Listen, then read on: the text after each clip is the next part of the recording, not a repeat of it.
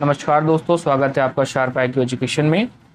MGP 13 को हम लोग पढ़ रहे थे। इसमें हम लोग ने 2 चैप्टर कवर कर लिया था। आज हम लोग को चैप्टर 3 पढ़ना है, नागरिक समाज, स्थानीय और वैश्विक, civil society, local and global. आइए शुरू करते हैं इसको। अगर आपने चैनल सब्सक्राइब ना किया हो तो सब्सक्राइब कर लीजिएगा। साथ ही साथ आप हमारे Telegram channel sharp IQ education उसको भी ज्वाइन कर लीजिए। वहाँ पे आपको इस लेक्चर का PDF मिल जाएगा और आप हमारे साथ इंस्टाग्राम पर भी जुड़ सकते हैं। आइए समझते हैं नागरिक समाज, स्थानीय और वैश्विक, civil society, local and global. तो इसमें क्वेश्चन पूछा गया है, वैश्विक नागरिक समाज क्या है, इसके दर्शनात्मक स्रोत को स्पष्ट कीजिए। यानी what is global civil society, explain its philosophical source. तो अब हम लोग सिविल सोसाइटी के बारे में तो पहले पढ़ चुके हैं। अब यहाँ पर हम लोग ग्लोबल सिविल सोसाइटी के बारे में पढ़ेंगे, यानी वैश्विक तौर पर नागरिक समाज कौन कौन से हैं, क्या भूमिका है और कितने महत्व रखते हैं और उनका उद्भव कहाँ से हुआ।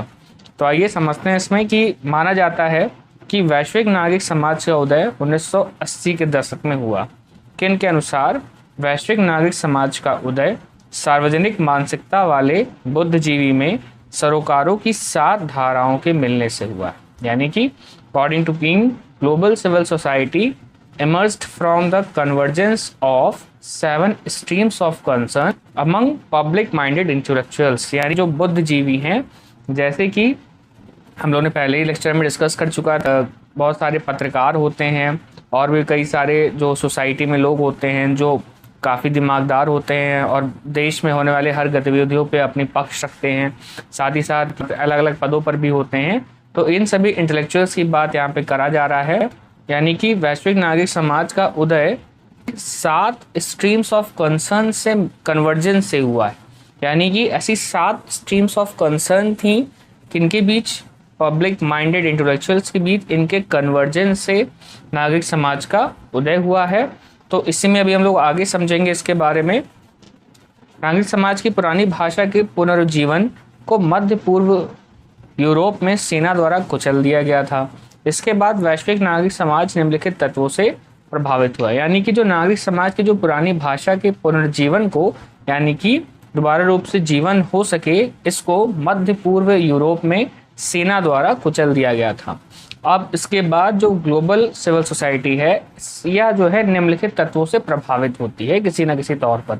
कौन कौन सी? संचार के नए साधनों की क्रांतिकारी प्रभाव, नागरिक समाज के संदर्भ में नई जागरूकता, शांति, पारिस्थितिकीय आंदोलन द्वारा प्रेरणा, पूंजीवादी अर्थव्यवस्थाओं तथा नव उदारवादी अर्थव्यवस्थाओं के विकास में तेजी होना।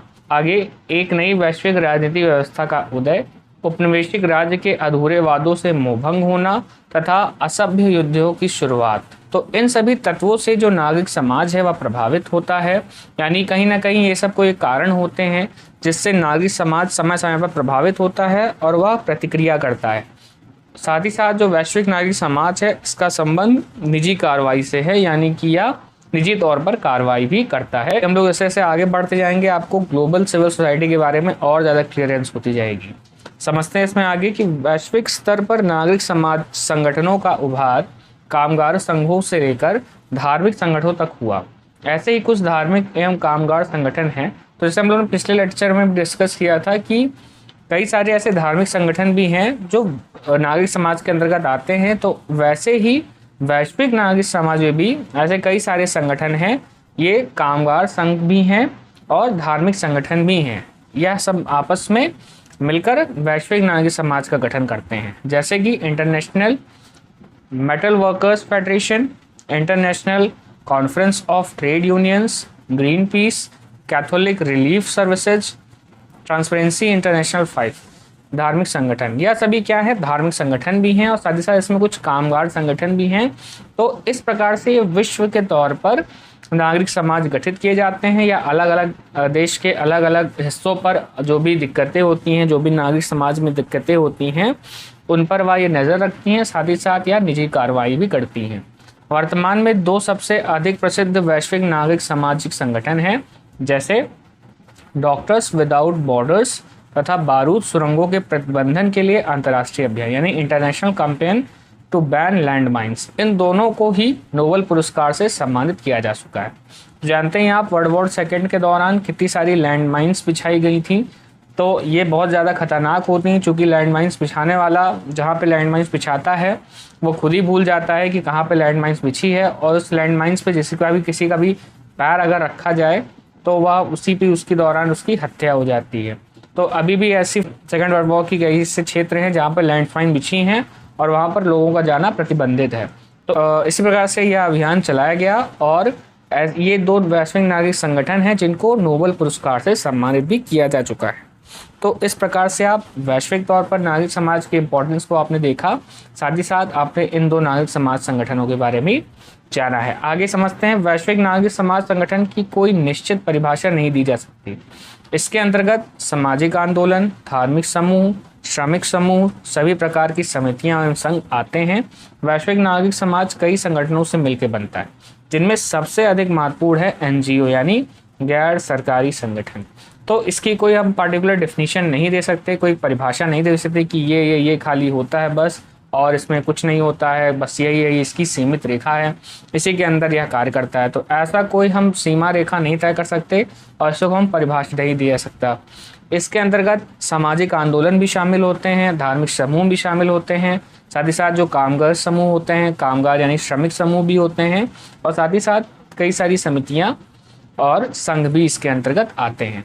और इसमें जो सबसे इम्पोर्टेंट फैक्टर निकल के आता है और सबसे अधिक महत्वपूर्ण है, जो वैश्विक नागरिक समाज के कई संगठनों से मिलकर बनता है, वो है एनजीओ यानी कि सरकार से पृथक जो संगठन होता है, यानी गैर सरकारी संगठन, या इसमें कई ज़्यादा इंपॉर्टेंस रखता है। किन यह मानता है कि वैश्विक नागरिक समाज का अभी भी उद्विकास यानी एवोल्यूशन हो रहा है। वैश्विक नागरिक समाज की एक ऐसा समाज है जो एक खुले नागरिक क्षेत्र का प्रतिनिधित्व करता है।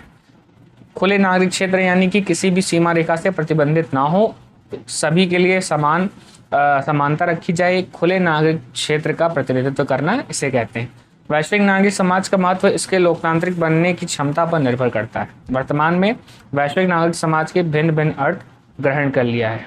तो जो वैश्विक नागरिक समाज है, इसका जो महत्व है इसके लोकतांत्रिक बनने की क्षमता पर निर्भर करता है। यानी लोकतंत्र हो, सबके समान अधिकार हो नागरिक समाज पर, तो इस क्षमता पर निर्भर करता है। अगर कहीं ये किसी मोनोपोली पा लेता है विश्व नागरिक समाज, तो वहीं इसका विघटन होना प्रारंभ हो जाएगा। तो यही बात समझाई गई है। आगे समझते हैं। जब से 1989 से लैटिन अमेरिका के देशों, पूर्व एवं मध्य यूरोप के देशों में लोकतंत्र की स्थापना हुई है, तब से इन देशों में नागरिक समाज को भिन्न भिन्न दृष्टिकोण से समझा जाता है। 1989 से लैटिन अमेरिका के देश, साथ ही पूर्वी और मध्य यूरोप के देश में लोकतंत्र की स्थापना हुई है, तब से इन देशों में जो नागरिक समाज है इसको अलग अलग दृष्टिकोण से समझा जाता है। अलग अलग इसमें विचारक ने अपनी अपनी प्रतिक्रियाएं दी हैं। सबसे पहले इन शब्द का प्रयोग सामाजिक आंदोलनों ने किया।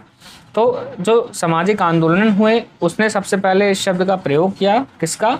नागरिक समाज का। जिन आंदोलन में इसका अत्यधिक प्रयोग किया गया है वे आंदोलन हैं महिलाओं से संबंधित आंदोलन, मानवाधिकार से संबंधित आंदोलन, पर्यावरण से संबंधित आंदोलन। तो इन सभी आंदोलनों ने सबसे ज़्यादा इन शब्द का प्रयोग किया। अनेक पश्चिमी नव उदारवादी देश भी वैश्विक नागरिक समाज को अपने एजेंडे का एक भाग के रूप में देख रहे हैं। तो ऐसे कई सारे पश्चिमी नव उदारवादी देश हैं जो अभी नव उदारवाद हुए हैं, जो अभी निकल के आ रहे हैं, वह भी वैश्विक नागरिक समाज को एक अपने एजेंडे के रूप में, एक भाग के रूप में देख रहे हैं। अब आप समझ सकते हैं कि ऐसे कई सारे जो और भी एनजीओज होते हैं, जैसे कि अभी आप अभी जानेंगे एमनेस्टी इंटरनेशनल है। ये जो भी अल्पसंख्यक समूह होते हैं इन पर ध्यान रखता है, इनके साथ कोई भी शोषण ना हो। तो ये सभी जो वैश्विक नागरिक समाज हैं ये सभी अपना कार्य करते हैं और ये सभी इम्पोर्टेंस भी होते हैं। तो आपने एक चीज़ देखा होगा कि जो भारत है, भारत में खासकर जो भी इस वक्त जो विपक्षी पार्टी है वो हमेशा इन सभी जो वैश्विक नागरिक समाज हैं इनको अपने एजेंडे के भी रूप में लेती है, कि वह बार बार अपने भाषण में एक दलील देती है कि उस नागरिक समाज के द्वारा ये कथन कहा जा रहा है, इसका मतलब आप अभी ये सरकार जो ये प्रेजेंट में सरकार है सही कार्य नहीं कर रही है। तो ऐसे ऐसे एजेंडे बनाकर इन नागरिक समाज का उपयोग में लेती है, कभी कभी विपक्षी पार्टी भी और कभी कभी सरकार भी इसका इस प्रकार से एजेंडे के रूप में उपयोग में लेती है। तो आप अभी समझ रहे हैं इसके बारे में कि वैश्विक नागरिक समाज क्या होता है। विश्व के तौर पर यह एक प्रकार का नागरिक समाज को गठन करता है और विश्व में अलग अलग जहाँ कहीं समस्या होती हैं मानव से संबंधित, उस पर अपनी प्रतिक्रिया करता है और साथ ही साथ एक्शन लेता है। रेड क्रॉस की अंतर्राष्ट्रीय समिति तथा दासता विरोधी समिति जैसे गैर सरकारी संगठनों तो काफ़ी पहले से ही विद्यमान हैं, परंतु 1990 के दशक में बाद उन गैर सरकारी संगठनों का अधिक विस्तार हुआ जिनका संबंध वैश्विक नागरिक समाज से। गैर सरकारी संगठन अब तो दो रूपों में दिखाई दे रहा है, राज्य के कार्यों के एक विकास के रूप में, साथ ही साथ प्रतिस्पर्धक बाजारों के रूप में।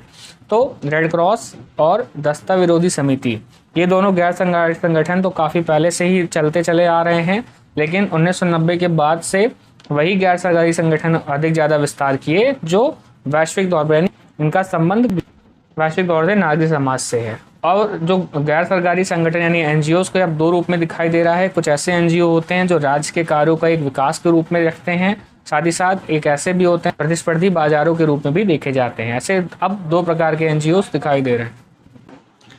वैश्विक नागरिक समाज के तत्वों में निम्नलिखित चीज़ें शामिल होती हैं, यानी कि ग्लोबल सिविल सोसाइटी के अंतर्गत ये चीज़ें शामिल होती हैं। क्या? गैर सरकारी ढांचे यानी कि एनजीओ और उनके विभिन्न क्रियाकलाप यानी उनके और भी सारी जो एक्टिविटी है, जो कार्य करते हैं, ये दोनों चीज़ें वैश्विक नागरिक समाज के अंतर्गत तत्वों के रूप में शामिल होती हैं। साथ ही वैश्विक नागरिक समाज के अंतर्गत और भी निम्नलिखित चीज़ें शामिल हैं। क्या अब इसके अंतर्गत आती हैं, इसको समझते हैं। पहला तो व्यक्ति स्वयं इसके अंतर्गत आता है। कुटुंब यानी कि परिवार, लाभ प्रदान करने वाले कारोबार, अलाभकारी गैर सरकारी संगठन, गठबंधन, विभिन्न सामाजिक आंदोलन, विभिन्न प्रकार के भाषाई समुदाय तथा सांस्कृतिक पहचाने। तो इन सभी विषयों पर या इन सभी जो तत्व हैं, यह सभी वैश्विक नागरिक समाज के अंतर्गत आते हैं। यानी कि साफ तौर पर जो वैश्विक नागरिक समाज है वह इन सभी के साथ डील करती है, इन सभी के साथ संबंधित होती है। यानी इन सभी विषयों पर अगर कोई भी दिक्कतें आती हैं तो वहाँ पर नागरिक समाज कार्य करता है। वैश्विक नागरिक समाज के अंतर्गत निम्नलिखित को भी और शामिल किया गया है, जैसे फांसीवाद, मीडिया व्यक्तित्व, विभिन्न प्रकार का दान देने वाली संस्थाएं, बुद्धिजीवी तथा नीतियां बनाने वाले लोग, अभियान चलाने वाले समूह, समर्थन जुटाने वाले समूह, स्वतंत्र मीडिया, नागरिकों के विरोध प्रदर्शन समूह, इंटरनेट समूह, विभिन्न प्रकार के खेल संगठन या श्रमिक संगठन। तो यह सभी जितने प्रकार के समूह हैं, यह सभी किसके अंतर्गत आते हैं? वैश्विक नागरिक समाज के अंतर्गत आते हैं। यानी आप समझ रहे हैं कि इसका दायरा कितना बड़ा है। वैश्विक नागरिक समाज के अंतर्गत कुछ महत्वपूर्ण संगठन भी आते हैं, जैसे कि एमनेस्टी इंटरनेशनल, इसके बारे में हम लोगों ने डिस्कस किया था, Sony, Al Jazeera, the Catholic Relief Services, the Indigenous People Biodiversity Networks, Transparency International, the International Red Cross, Ford Foundation तथा ओपन डेमोक्रेसी नेट इत्यादि। बहुस्तरीय अंतर संबंधितता की दृष्टि से ये सभी संगठन समान है। तो इस प्रकार से आपने कुछ महत्वपूर्ण संगठनों को जाना, यह सभी वैश्विक नागरिक समाज के अंतर्गत कुछ महत्वपूर्ण संगठन हैं। साथ ही साथ आपने इनके अन्य चीज़ों को भी जाना, किस प्रकार से इसमें अन्य जो तत्व हैं वह भी शामिल हैं। आगे बढ़ते हैं।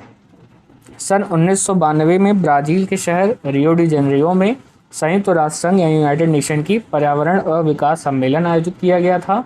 इस सम्मेलन में नागरिक समाज की परस्पर क्रिया के एक नए युग की शुरुआत का निश्चय किया गया था। एक गैर सरकारी संगठन फोरम ने सम्मेलन में बनाई गई नीतियों को काफ़ी प्रभावित किया। यानी कि एक एनजीओ ने इस सम्मेलन में जो नीतियां बनाई गई थी, नीतियों को काफ़ी ज़्यादा प्रभावित किया था एनजीओ ने।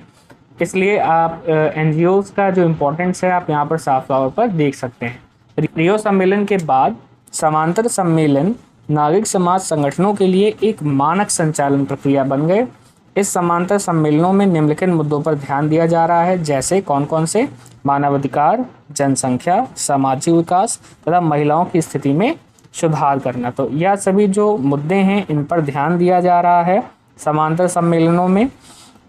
आगे समझते हैं। विश्व सामाजिक मंच यानी वर्ल्ड सोशल फोरम WSF का प्रथम सम्मेलन ब्राज़ील के पोर्ट अलेग्रे में हुआ। इस सम्मेलन में भूमिहीन किसानों के समूह, विभिन्न श्रमिक संघों तथा मानव अधिकार कार्यकर्ताओं के लगभग 20,000 प्रतिनिधियों ने हिस्सा लिया। यानी कि आप यहाँ पर आप देख सकते हैं किस हद तक इसकी जो इम्पोर्टेंस है वह अलग अलग विषयों पर, अलग अलग मुद्दों पर बढ़ती जा रही है। और साथ ही साथ इसको आप नज़रअंदाज नहीं किया, अब इसको नज़रअंदाज नहीं किया जा सकता, यह काफ़ी ज़्यादा महत्व रखती है। तो आपने ग्लोबल सिविल सोसाइटी के बारे में जाना कि किस प्रकार से यह कार्य करती है, यह क्या होती है, इससे कितने अलग अलग प्रकार के संगठन होते हैं, साथ ही साथ इसके दायरे में कौन कौन सी चीज़ें शामिल होती। तो आज के लेक्चर में इतना ही रखते हैं। आपको अगर लेक्चर पसंद आता हो तो चैनल को सब्सक्राइब करें, साथ ही साथ कोई क्वेश्चन हो तो कमेंट सेक्शन में ज़रूर रखें। शुभ दिन, धन्यवाद।